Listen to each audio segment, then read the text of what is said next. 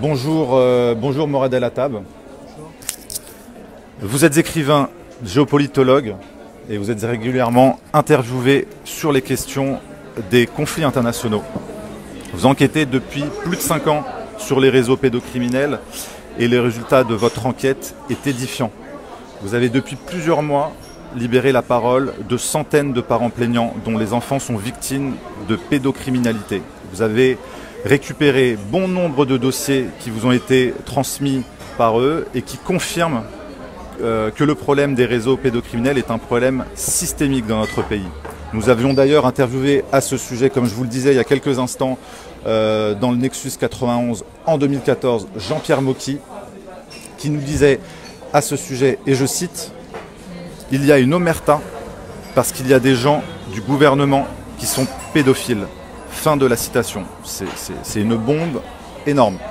Justement, aujourd'hui, il y a eu un coup de filet dans l'Hérault avec l'interpellation de 60 personnes. Vous avez le lien dans la description. Pour vous, c'est un contre-feu médiatique, comme la récente couverture de Elle du 11 septembre, qui mettait en scène Brigitte Macron et Andrea Bescon sur les violences faites sur les enfants. Vous nous expliquerez tout cela à la fin. Je rappelle, avant de débuter cette interview avec vous, que ce dimanche 11 octobre, à Paris, place de l'Opéra, de 13 h à 18 h, il y a une manifestation pour dénoncer la pédocriminalité et les placements abusifs d'enfants. Nous serons sur place pour couvrir l'événement et nous comptons sur vous pour nous suivre sur les réseaux sociaux. En attendant, revenons à votre enquête, Morad El Hattab. Qu'est-ce que la pédosphère en France? Quel est le lien entre le FBI, Jeffrey Epstein, Brigitte Macron et le combat contre les réseaux pédocriminels?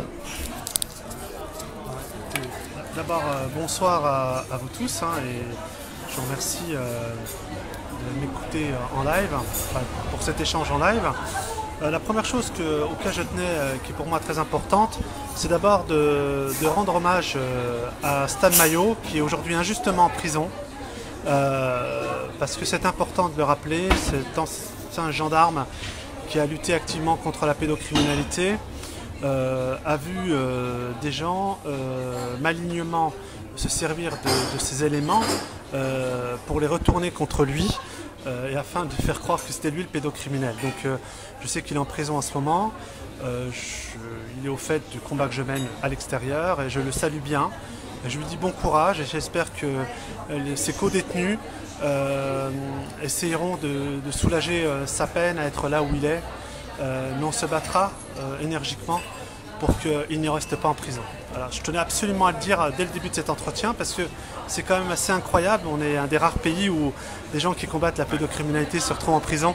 4 ans ferme, je crois, et à côté de ça, je vais citer pas mal d'exemples où de véritables violeurs pédocriminels d'enfants prennent des peines de prison avec sursis.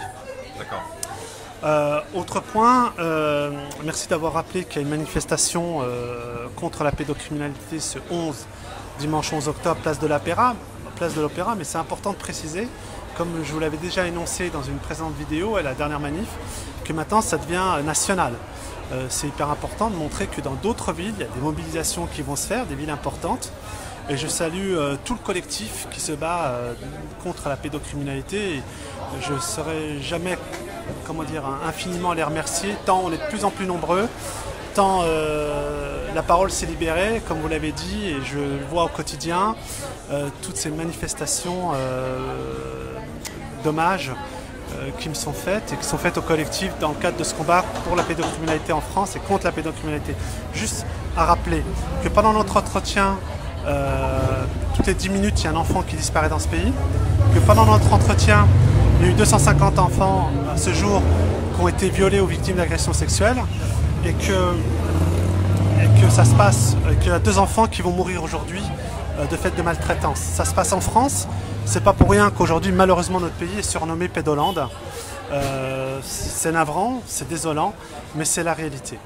Alors pour en venir à l'intitulé de votre question, qui est extrêmement pertinente, effectivement, on a découvert il n'y a pas très longtemps, suite à toute notre mobilisation nationale et internationale, que Madame Brigitte Macron, et c'est tout à son honneur, a fait la couverture de Elle avec Andrea Bescon, qui était malheureusement victime d'agression et qui, pour ce faire, a fait une remarquable pièce de théâtre, puis un film pour le dénoncer, tant mieux.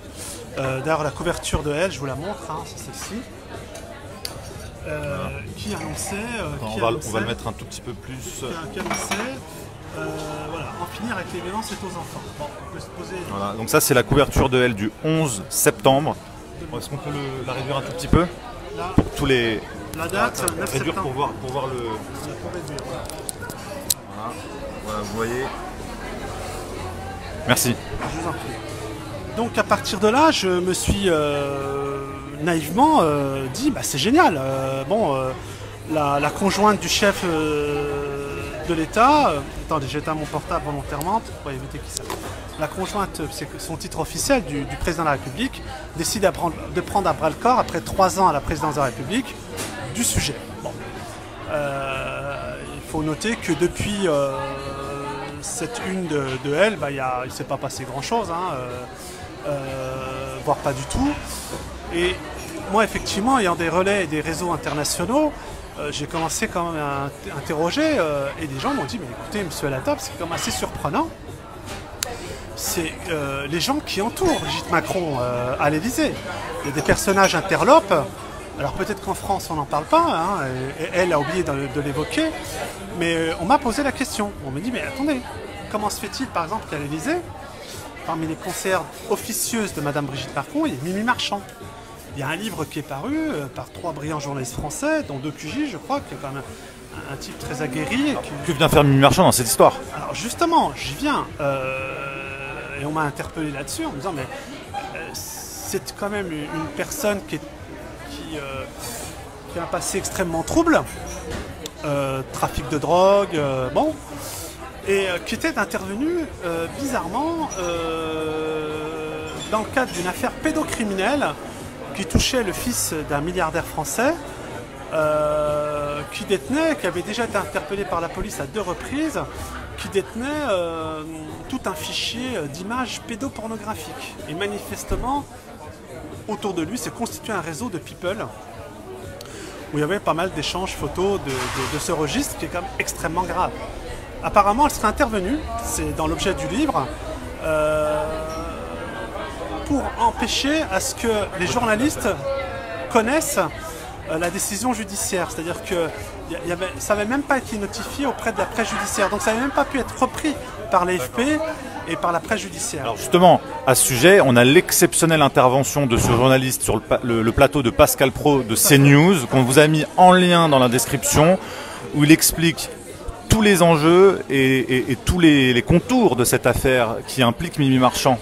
Alors justement, pour le coup, je tiens à féliciter Pascal Praud pour avoir eu le courage d'interviewer un des journalistes, un des protagonistes qui avait enquêté sur cette affaire. Il faut savoir que le livre a dû être imprimé à l'étranger. Un des 3 journalistes qui avait fait l'enquête s'est retrouvé avec sa porte sciée. Il y a eu des menaces.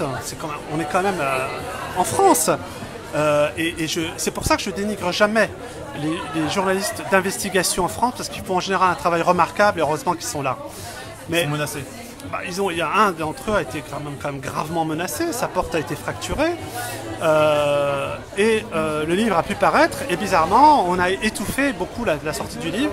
Ce n'est Pascal Praud quand même qui a eu le courage, il faut dire ce qui est, d'avoir interviewé un de ces journalistes, et qui a fait état de ce que je suis en train de vous évoquer, et que les structures étrangères que je côtoie, que je connais, s'interrogent. Comment se fait-il que cette personnalité, je veux dire, je vais qualifier d'interlope, ce n'est pas une insulte, ce n'est pas une insulte. Mais simplement, on se demande un peu ce qu'elle fait là dans les couloirs de l'Élysée. Comment se fait-il qu'elle est auprès de Brigitte Macron? Donc moi j'invite Brigitte Macron à se séparer très rapidement de cette personne, parce que déjà on se pose des questions, en l'occurrence aussi le FBI.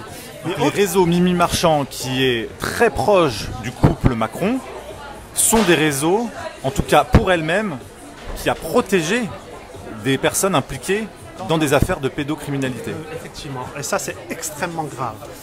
Autre point qui est très intéressant. Comment se fait-il, autre personnage assez étrange, qui d'ailleurs a délégué La République En Marche, je crois qu'il n'y a que 8 délégués, donc c'est un poste quand même très important, et qui a créé une sorte de structure via l'Élysée, structure des talents, bon bref, qui conseillerait, qui aurait l'oreille du président. En tout cas, il y a plusieurs articles de presse qui le révèlent, a dénommé Jean-Marc Borrello. Alors moi, on m'a posé la question, on m'a dit, mais monsieur à la table quand même, c'est quand même incroyable qu'aujourd'hui, suite à tout le travail que vous avez fait, et tout le collectif que vous avez amené, parce que ça a été suivi par des centaines de milliers de personnes, comment se fait-il que Madame Brigitte Macron a une proximité avec ce Jean-Marc Borrello? Bon, alors on tape sur Internet, il y a un truc délirant. Cet homme a été témoin de la défense, était l'ancien administrateur d'une structure qui s'appelait les Tournelles, dont le directeur Robert Megel a été condamné à 11 ans de prison ferme en 2004 pour viol et attouchement sur mineur. C'est-à-dire qu'on a à l'Élysée quelqu'un qui a été témoin de la défense, c'est-à-dire témoin de ce dénommé Robert Megel qui rééduquait les enfants par le beau et le merveilleux, tout en les violant manifestement. C'est sidérant. J'invite Brigitte Macron, avec tout le respect que j'ai pour elle, de se séparer en urgence et que ces gens soient virés de l'Élysée, que M. Jean-Marc Borrello soit démis de ses fonctions dans l'heure. Dans l'heure. Et à ce moment-là, on prendra pour argent comptant, et je n'aurai pas à entendre des gens à l'étranger m'interroger sur ces personnes dont j'ignorais une telle proximité à l'Élysée quand même, au sein des saints. Je ne vais pas évoquer la troisième personne dont on m'a cité le nom, mais là, c'est un secret pour personne, qui est le fameux Daniel Cohn-Bendit, hein, qu'on retrouve plus ou moins interrogé en permanence sur LCI, dont, pareil, hein, rééducation des enfants à travers les centres d'enfants, hein, où il estimait que ça ne chagrinait pas que des enfants mineurs lui mettent la main dans le pantalon. C'est quand même assez hallucinant ce qui se passe. Il y a un microcosme, on va dire tolérant, on va dire ça, envers les réseaux pédocriminels, voire promoteurs de ces réseaux qui gravitent autour des sphères du pouvoir. C'est quand même des gens qui, alors là, il y a plusieurs personnes hein, qui, on le sait depuis maintenant quelques années en France, parce que les chiffres de la pédocriminalité ont explosé déjà sous le mandat précédent. On se demande pourquoi. Et qui, justement, on a des gens qui estiment de plus en plus et qui manifestement influent sur les réseaux de pouvoir et même la magistrature sur le fait que des enfants sont peut-être conciliants ou accepteraient une relation sexuelle consentie avec un adulte. Parce que c'est quand même là, on a affaire à des gens quand même qui n'ont aucune pitié pour les victimes. Hein. C'est pas le problème. Même quand ceux qui défendent sont condamnés par la justice, justement, par des magistrats qui font le travail, c'est la majorité d'ailleurs, là on se pose vraiment des questions. Et d'ailleurs, ce qui est très intéressant à la suite de ça, comment ça se fait que Brigitte Macron, encore une fois, je ne dis rien d'insultant et de diffamant à son endroit, mais je pose des questions qu'on m'a aussi posées. Comment se fait-il que Brigitte Macron n'a pas pesé de tout son poids lorsque il y a eu le fameux article 2 du projet de loi sur les violences sexuelles qui n'a été voté que par des députés La République En Marche en août 2018. Il faut savoir qu'à la suite de ça, malgré les dires de Marlène Schiappa qui portait ce projet, à part d'avoir augmenté les délais de prescription, ce qu'il faut reconnaître, Marlène Schiappa a dit non, on va faire du viol un viol, c'est faux. Depuis la majorité des affaires en France de pédocriminalité, on parle d'agression sexuelle et non pas de crime lorsqu'il s'agit de viol pour désengorger les assises. Et donc décriminalise la pédocriminalité. C'est horrible, mais là c'est un état de fait. Donc moi j'invite Brigitte Macron quand même à si elle veut vraiment peser de tout son poids et à apparaître crédible dans son combat qu'elle veut mener après 3 ans après avoir été à la présidence, je l'invite fortement à ce qu'elle se pose comme les vraies questions et qu'elle mène les vrais combats. Une de elles ne suffit pas.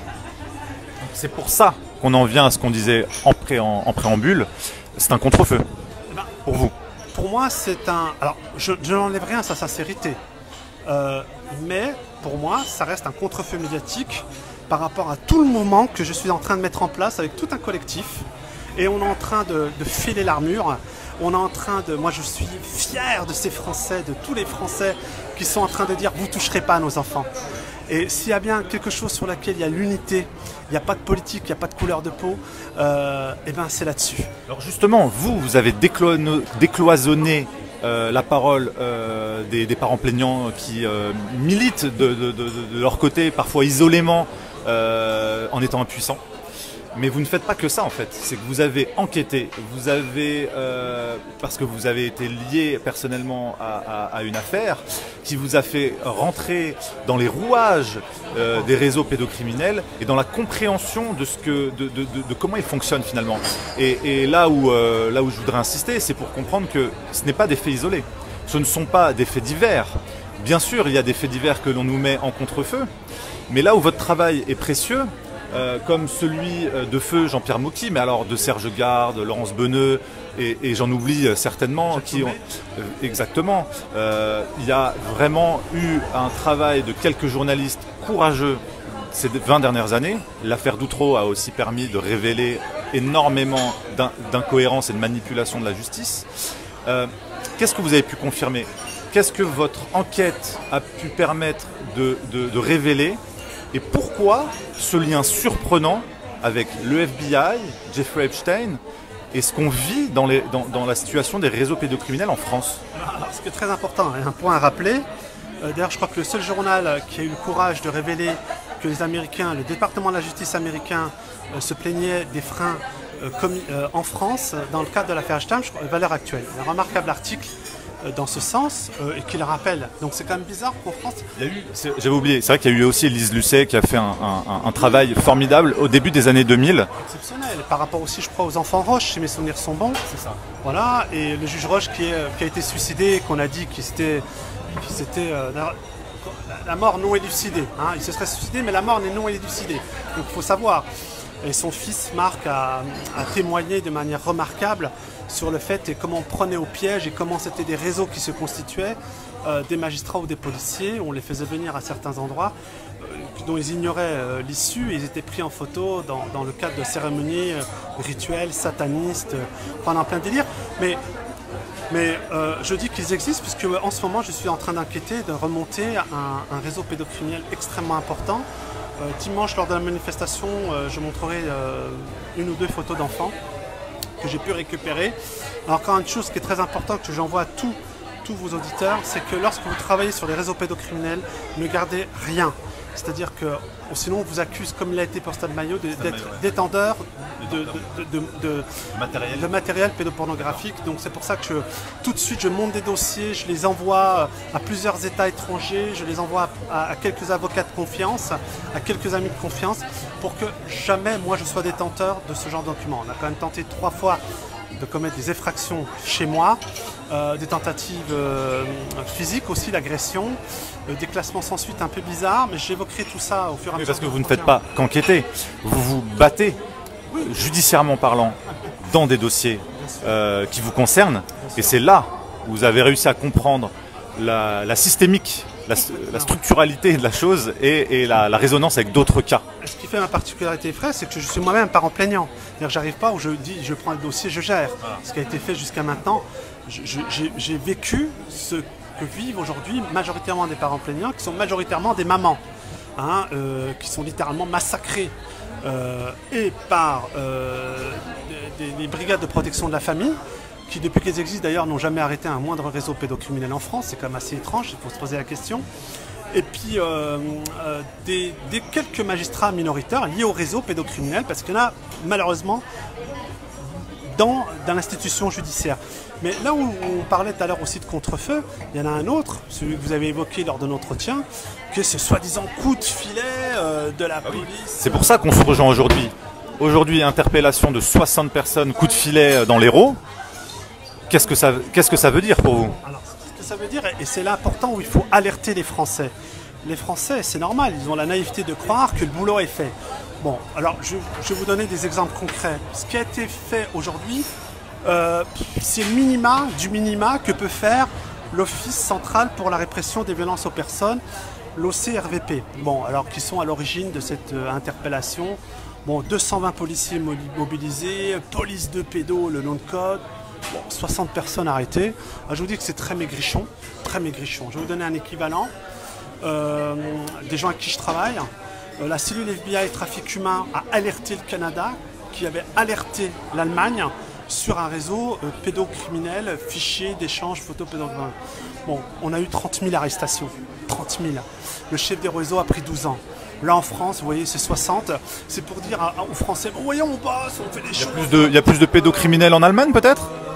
Bah justement, il faut croire qu'en Allemagne, non, on fait le travail. Mais il y a un truc qui est très intéressant à savoir, c'est que les services secrets étrangers travaillent de moins en moins avec la France sur ces sujets-là.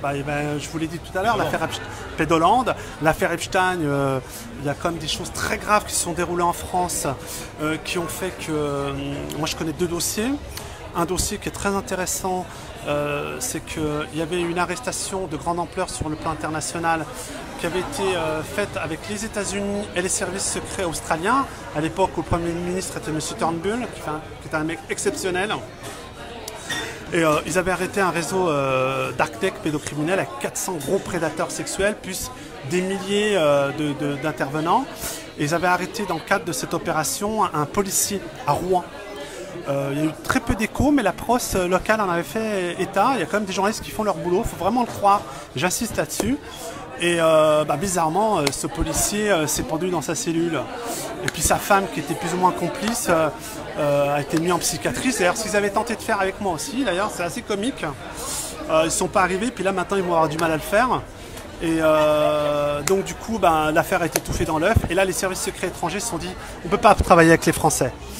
C'est-à-dire que c'est plus possible. C'est-à-dire que s'ils ne veulent pas travailler sur la pédo et remonter les réseaux, on travaille entre nous.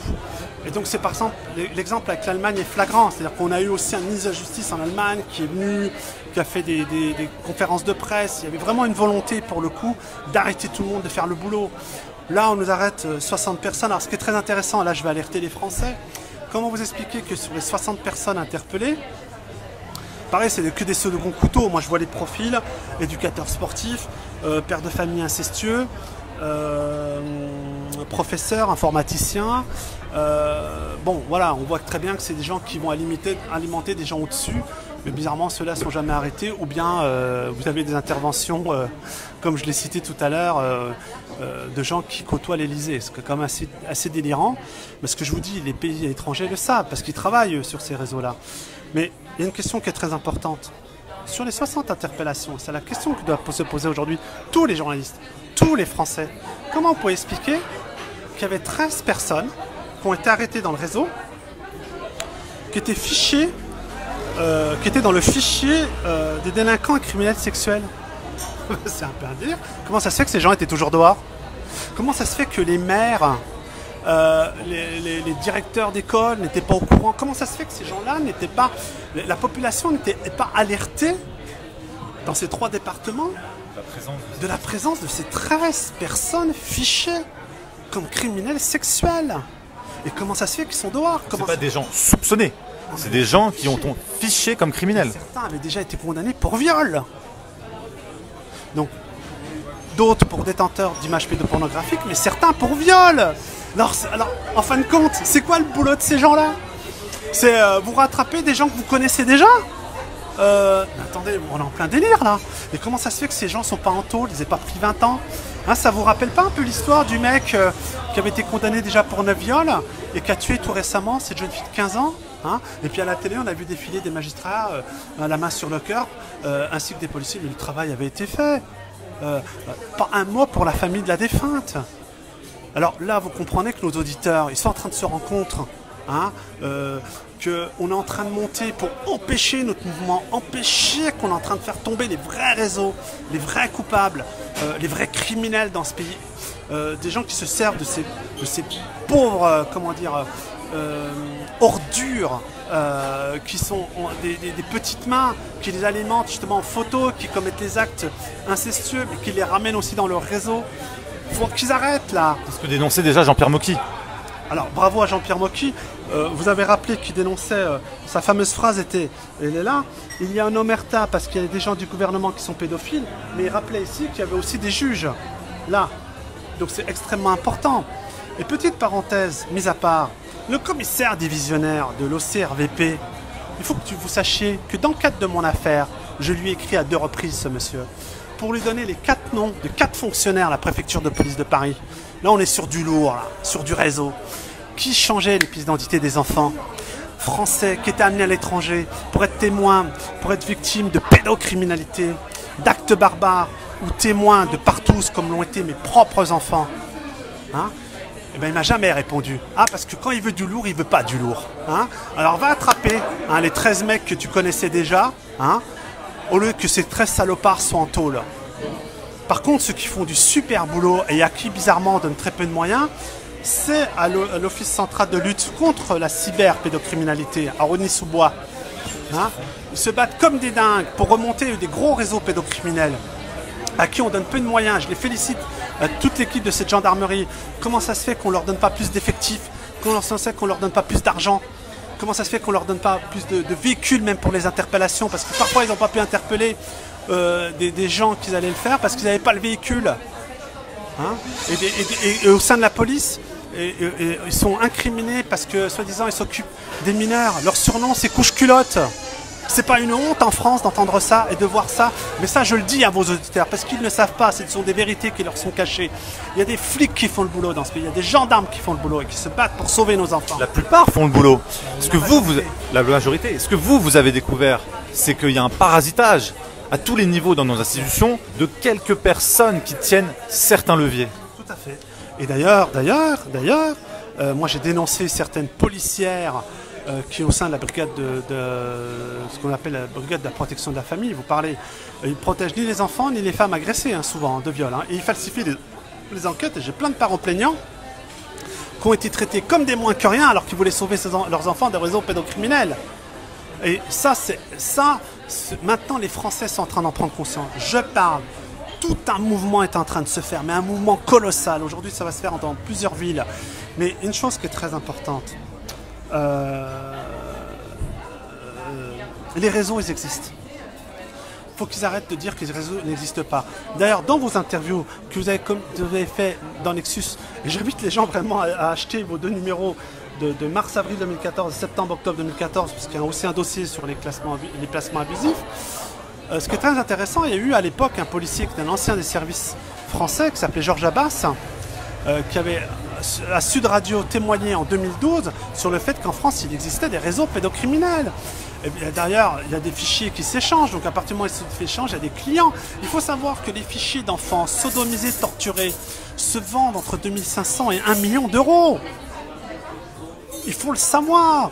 Les Français sont en train de découvrir, oui, par ma voix, et par la voix de tous ceux qui me sont solidaires, et de tous ces parents plaignants, que la France aujourd'hui est pédolante. Je ne dirai jamais assez Ivanka Trump, le super boulot qu'elle fait, et de la bataille qu'elle mène très courageusement dans le cadre de la lutte contre la pédocriminalité. Il faut savoir que sous les Obama, hein, on va pas revenir sur l'épisode Epstein ou Weinstein, hein, mais Trump a fait arrêter plus de 3000 pédocriminels. Rien qu'aux États-Unis, je ne vais même pas vous parler de ce qui se passe dans le monde. Pour vous, l'affaire Epstein n'aurait pas pu advenir en dehors de l'administration Trump? Évident, parce que il y avait, comment dire, certaines affinités avec Obama et Clinton. D'ailleurs, c'est révélé aujourd'hui. Il y a des documents qui sont déclassifiés. J'ai eu la chance d'en avoir beaucoup avant tout le monde. J'ai même les noms d'artistes français, hein, de responsables politiques français au 22 avenue Hoche. J'ai eu la chance de découvrir malheureusement que quand en France on disait qu'il n'y avait rien dans le dossier Epstein, qu'il y avait des petites filles françaises qui avaient été envoyées à Epstein depuis la France en cadeau d'anniversaire, des filles de 12 ans françaises. C'est ça le lien entre l'affaire Epstein et les réseaux français, il est là. Complètement. Alors effectivement, je reconnais votre professionnalisme. Il est là. C'est important parce qu'on a du mal à faire le lien entre toutes ces affaires qui ont, en tout cas en France, sont diffusées, publiées de manière éparse, éclatée. Donc on a du mal, les médias en tout cas ne font pas trop ces liens. Et votre particularité, c'est d'avoir compris le fonctionnement de tous ces rouages. Alors oui, et puis ce qui est très important, ce qui est d'ailleurs assez incroyable à noter aujourd'hui, ce sont des journaux comme Gala ou Paris Match qui relèvent souvent, qui font état de l'affaire Epstein, alors que nos grands médias pratiquement ont peur de... Comme si c'était qu'une affaire people. Non, voilà, c'est ça. C'est très bien dit. Et en même temps, ils font un travail de fond. J'ai eu à constater Paris Match et Gala qui faisaient un vrai travail de fond. Et je remercie leurs journalistes. Et là, pour le coup, c'est hallucinant. Des filles françaises, des enfants français ont été amenés en avion aux États-Unis. Écoutez-moi bien. Il a fallu bien sûr que pour ça, au niveau de la préfecture de police, il y ait des complices. C'est évident. Moi, dans mon affaire, il y en a eu 4. Je donnerai les 4 noms des 4 fonctionnaires de la préfecture de police dimanche. D'ailleurs, pour ce faire, Delpech, qui est l'ancien préfet de police de Paris, est un type très honnête. Je lui rends hommage. Il avait demandé une enquête dans le cadre de mon affaire parce qu'il avait trouvé quand même que j'avais trouvé des indices extrêmement graves. Des pièces avaient disparu, encore une fois dans mon dossier à la préfecture de police de Paris. Des pièces d'identité ont donné à mes enfants, ce qui est extrêmement grave. C'est interdit en France. Sans ma signature à mon insu. C'est interdit en France. Même un ministre ne peut pas avoir cet octroi. Dans mon affaire, ils ont réussi à 2 reprises à changer les pièces d'identité de mes enfants pour cacher des faits de corruption et des voyages à l'étranger. On est dans la similitude de l'affaire Epstein. Et quand j'ai écrit au commissaire divisionnaire de l'OCVP, qui se vante dans sa petite action du jour, il ne m'a pas reçu. Et je vais vous dire un truc qui est très grave, sur lequel sont en train de travailler beaucoup de pays étrangers. On avait des 4 fonctionnaires d'élite qui travaillaient sur la pédocriminalité, qui étaient les 4 fonctionnaires à la préfecture de police de Paris. Ils travaillaient au 4e étage, qui était la section, écoutez bien, qui travaillait principalement sur les réseaux pédocriminels. Il faut savoir que les États-Unis travaillaient remarquablement bien avec eux, il y avait des échanges extrêmement cordiaux avec ces 4 fonctionnaires émérites. Et bien, je vais vous dire une info qui est très simple. Les 4 ont été assassinés en France. Et on nous a fait croire que c'était un sourd-muet musulman qui bizarrement avait sorti un couteau. Le fameux attentat au couteau.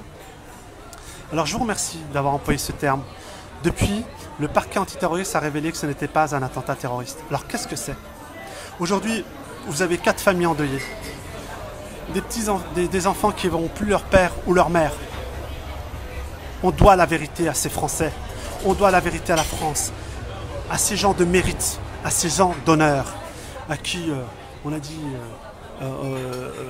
leur crime ne restera pas impuni. Parce que depuis, bizarrement, les dossiers qu'ils étaient en train de traiter au 4e étage sont sous scellés. Et devinez avec quoi comme dossier? Le dossier Epstein. Ces 4 fonctionnaires de police émérites, exceptionnels, paix à leur âme, paix à leur âme, prions pour eux, pour le repos de leur âme. Prions aussi pour leur famille. J'invite leur famille à prendre contact avec cellules trafic humain du FBI, à dire tout ce qu'ils savent, pour que l'affaire éclate au grand jour. C'est très grave ce qui s'est passé. Mais comment prendre contact avec la cellule trafic humain du FBI? Écoutez, c'est très simple pour les gens, pour ces personnes en l'occurrence. Je sais qu'il y a un gros travail qui est fait à ce niveau-là, avec aussi plusieurs autres pays étrangers que j'ai alertés par rapport à ce dossier. Donc il y a des enquêtes qui sont menées par leurs soins, ils ont des moyens aussi techniques pour essayer de trouver ce qui s'est réellement passé ce jour-là à Paris. Mais en tout cas, il y a des gens qui les ont assassinés. Qui ont assassiné ces 4? Eh bien, je vous le dis droit dans les yeux. Je doute très fortement, et j'ai le droit de douter très fortement, que c'est la personne qu'on nous a dit. Et il faut qu'ils arrêtent ce gouvernement. Parce que c'est la personne qu'on nous a soi-disant indiquée. Qu'ils arrêtent avec ces pseudo-attentats musulmans. Personne ne les croit, personne ne leur fait confiance. Vous avez beaucoup trop triché dans le cadre des enquêtes pédocriminelles. Aujourd'hui, la majorité des États ne vous font plus confiance. Et mon ex-compagne, qui est aujourd'hui mêlée à un réseau pédocriminel, contre qui j'ai porté plainte au plus haut niveau de l'État, doit révéler comment ça se fait qu'elle savait qu'à part l'Espagne, avec qui il y avait des véritables échanges, tous les autres pays étaient moqués par les pédocriminels de la DGSI qu'elle fréquentait. C'est une honte, c'est grave, on parle d'affaires d'État. On parle d'affaires d'État.